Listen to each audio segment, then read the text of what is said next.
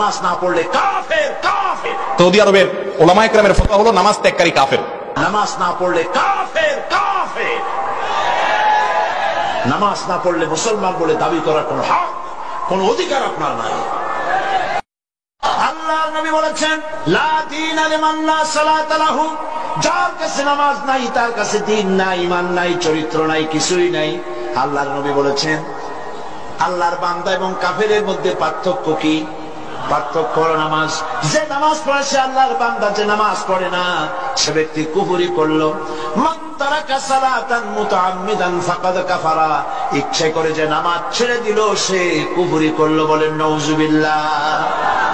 আদমশুমারিতে আপনার নাম মুসলমান থাকতে পারে, ভোটার লিস্টে আপনার নাম মুসলমান থাকতে পারে, পাসপোর্টে আপনার নাম মুসলমান থাকতে পারে, কিন্তু আপনি নামাজ পড়েন না। আল্লাহর কসম, আল্লাহর খাতায় আপনি মুসলমান নন।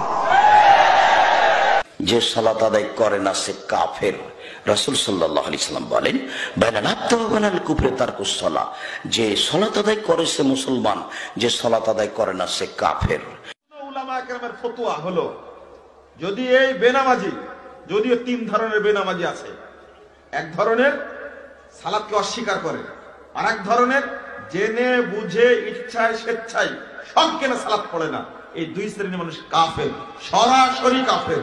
ওর নাম আব্দুল্লাহ হলো কাফের, আব্দুর রহমান। এই পয়েন্টটা ভালো করে মনে রাখবেন। কোন জায়গায় কোরআনের একটি আয়াত অথবা রাসূলুল্লাহর হাদিস দেখাতে পারবেন না যে বেনামাজি মুসলিম এই কথাটি আছে।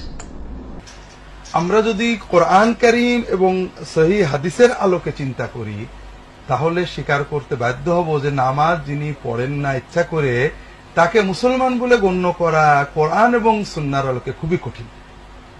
এটা অনেক হাদিসে কোরআনের আয়াত ওটা বোঝায়। মুসনাদ আহমদের একটা সহজ ছোট্ট কথা, যে সাহাবায়ে কেরামগণ কোন পাপের কারণে মুসলমানকে কাফের মনে করতেন না। মুসলমান পাপ করতে পারে, কিন্তু নামাজ তরককারীকে তারা কাফের মনে করতেন। আল্লাহ রাসূল সাল্লাল্লাহু আলাইহি ওয়াসাল্লাম বলেছেন,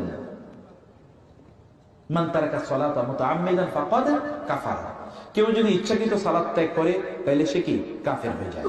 রাসূলুল্লাহ সাল্লাল্লাহু আলাইহি ওয়াসাল্লাম বলেন, আল আহাদুল্লাযী বাইনানা ওয়া বাইনাহুম আস-সালাত, আমাদের মাঝে এবং অমুসলিমদের মাঝে মূল পার্থক্য হলো সালাত।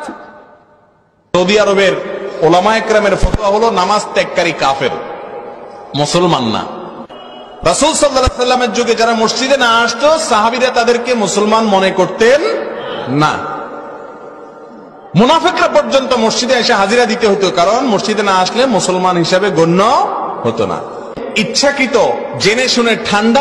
বিশ্বনবী ইন্তেকাল করবেন, রুহু বের হয়ে যাচ্ছে, দুই তিনটা শব্দ বললেন, এর মধ্যে একটা ছিল সালাত। আর সালাত, উম্মতেরা নামাজ, নামাজ, নামাজ ছেড়ে দিও না। আমা মালাকাত ঈমানুহুম। মানুষ ইন্তেকালের আগে শ্বাস বের হয়ে যাচ্ছে, রুহু চলে যাচ্ছে, ওই মুহূর্তে কি জরুরি কথা বলে নাকি ফালতু কথা বলে? সবচেয়ে জরুরি কথাটাই তখন সে বলে যায়, ঠিক কিনা? কথা বলেন। বিষ্ণু বলেছিলেন নামাজ। এজন্য নামাজ, নামাজ, এই নামাজ যাতে মিস হয়ে না যায়। সব মিস হতে পারে, নামাজ মিস হতে পারে না। আল্লাহ তুমি বুঝার তৌফিক দান করো। তোমরা তো জানো না কখন তোমরা মরবা। শোনো, তুমি অপরাধ করিও, যদি তোমার মনে হয় আল্লাহ তোমাকে দেখে না তখন করিও।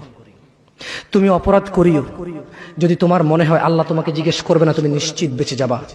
তুমি অপরাধ করিও, যদি তোমার মনে হয় যে আল্লাহ তোমার জন্য জাহান্নাম নির্ধারণ করবে, আর তুমি আল্লাহকে বলবা আল্লাহ আপনি বললেই হবে না আমি জাহান্নামে যাব। যদি এই ক্ষমতার অধিকারী হও তাহলে তুমি অপরাধ করিও। তোমাকে বলি, ইয়া মহিলা, মা, বোন, চাচা, চাচি, নামাজ ছাড়া মানুষ মুসলমান থাকে না। ওয়াল্লাহি আমি বলছি না কোথায় বাঁধবেন, তর্ক পরে। আমি বলছি আপনি নামাজটা স্টার্ট করেন। as-salah faman tarakaha faqad kafar, একজন মুমিন আর কাফেরের মধ্যে যে অঙ্গীকার দিয়ে পার্থক্য, নামাজ, যে নামাজ ত্যাগ করে সে কাফের হয়ে যায়। নাউজুবিল্লাহ। মুসলিম শরীফে হাদিস সাল্লাল্লাহু আলাইহি ওয়াসাল্লাম, বাইনাল আবদি ওয়াল কুফরি আবি শিরকি তারকুস সালাহ, একজন মুমিন, একজন মুসলিম, একজন কাফের আর মুশরিকের মধ্যে পার্থক্য নামাজ ত্যাগ করা।